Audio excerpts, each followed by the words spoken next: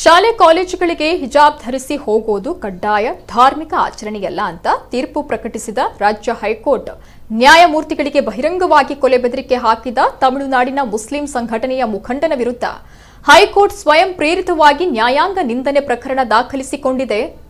ಜೊತೆಗೆ ಆರೋಪಿ ವಿರುದ್ಧ ಕಾನೂನು ರೀತಿ ಕ್ರಮ ಜರುಗಿಸಲು ರಾಜ್ಯ ಪೊಲೀಸ್ ಮಹಾನಿರ್ದೇಶಕರು ಹಾಗೂ ಬೆಂಗಳೂರು ನಗರ ಪೊಲೀಸ್ ಆಯುಕ್ತರಿಗೆ ಹೈಕೋರ್ಟ್ ಸೂಚಿಸಿದೆ.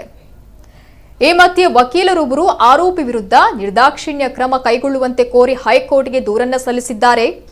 ಈ ಸಂಬಂಧ ನಗರದ ವಿಧಾನಸೌಧ ಪೊಲೀಸ್ ಠಾಣೆಯಲ್ಲಿ ಎಫ್ಐಆರ್ ದಾಖಲಾಗಿದೆ.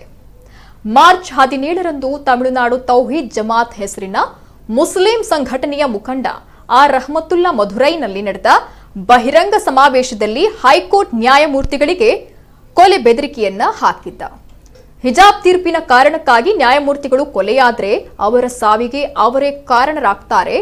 ನಾವು ಮೋದಿ, ಅಮಿತ್ ಶಾ ಅಥವಾ ಯೋಗಿ ಆದಿತ್ಯನಾಥ್ಗೆ ಹೆದರೋದಿಲ್ಲ. ನಾವು ಅಲ್ಲಾಗೆ ಮಾತ್ರ ಹೆದರುತ್ತೇವೆ. ನಮ್ಮ ತಾಳ್ಮೆಯನ್ನ ಕಳೆದುಕೊಳ್ಳುವಂತೆ ಮಾಡಬೇಡಿ. ನಾವು ತಾಳ್ಮೆಯನ್ನ ಕಳೆದುಕೊಂಡ್ರೆ ನೀವು ಉಳಿಯೋದಿಲ್ಲ ಅಂತ ಹೇಳಿದ್ದ. ಸದ್ಯ ಬೆದರಿಕೆ ಹಾಕಿದ ಇಬ್ಬರನ್ನ ತಮಿಳುನಾಡು ಪೊಲೀಸರು ಬಂಧಿಸಿದ್ದಾರೆ. ತಮಿಳುನಾಡಿನ ತಿರುನೆಲ್ವೇಲಿ ಎಂಬಲ್ಲಿ ಕೋವಾಯಿ ರಹಮತುಲ್ಲಾ ಹಾಗೂ ತಂಜಾವೂರಿನ ಎಸ್ಕೆ ಜಮಾಲ್ ಮೊಹಮ್ಮದ್ ಉಸ್ಮಾನಿ ಬಂಧಿತರು.